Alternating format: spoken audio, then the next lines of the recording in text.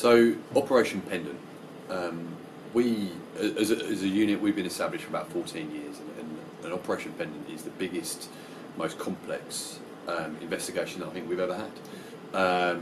It essentially is a paedophile ring, with one person at the centre of that ring who is probably the most dangerous offender that we've ever come across. It came into us that he was communicating about abusing children that were aged between, well, as it turned out, between 6 months up to 13 years old, and they were his own children.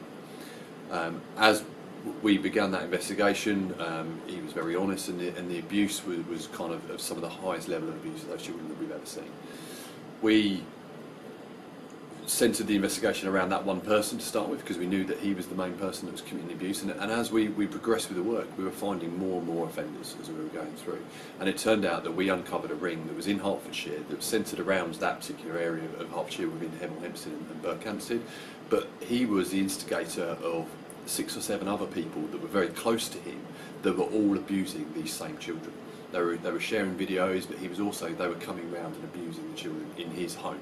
From where he was, we looked at a lot of other of the evidence that we had, and we ended up, as an overview, with in excess of about 150 hours. Yeah, about 150 offenders internationally. Internationally, one of the things that really kind of tugged on our own emotions was that we came across some communication that our main offender had with somebody in America. And it turned out that the guy in America was committing live abuse on Skype with what was his own granddaughter. We worked really closely with Homeland Security around that and sent that straight out through Homeland Security. And within 48 hours, they effected an arrest on this chap in America. It turned out that it was his disabled granddaughter that he had been abusing on live streaming. There was a lot in the UK that were less contact image offences, but there was also some contact offences within the UK, and there were some good results outside of Hertfordshire that we also found out about, as well as our own offenders with part of the conspiracy ring within Hertfordshire. A lot of the evidence that we captured was digital, so again, one of the worst things that my team have had to go through is the viewing of this abuse. Our offender was filming his own children being abused by these other people as well as himself, and as you can imagine, that caused some quite deep emotion for myself and for everybody else, and from having seen it and actually and we had that contact with those victims, so all of a sudden it made it really real.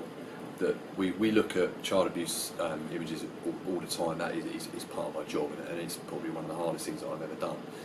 But when you're dealing with those victims, and actually you know those victims, and you get to know them, and you know their personalities, and you're seeing it, I think it's safe to say that it kind of tore some of us to kind of in pieces whilst we were dealing with it. It was so hard.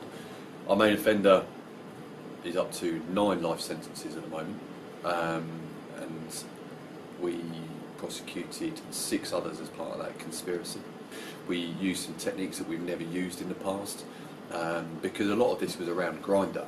Grindr's a particularly difficult network to get any information out of, so we ended up exploring different authorities around RIPA to actually get some of the evidence that we needed to prove that offence for the trial, which resulted in property interference and turning somebody's phone on and actually logging onto the network to be able to get the evidence we needed.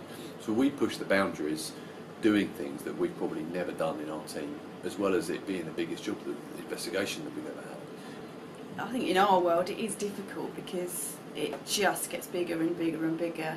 People's devices get bigger. People are communicating online now more than ever, so one offender, where it didn't used to take as long, now can take months just to deal with one offender. And obviously we're detecting more, but the resources aren't really catching up effectively, and so therefore, yeah, we do sometimes feel like it's a pressurised environment, but we do what we can. And we're getting more and more referrals each year for this type of work, which is putting a strain on us all.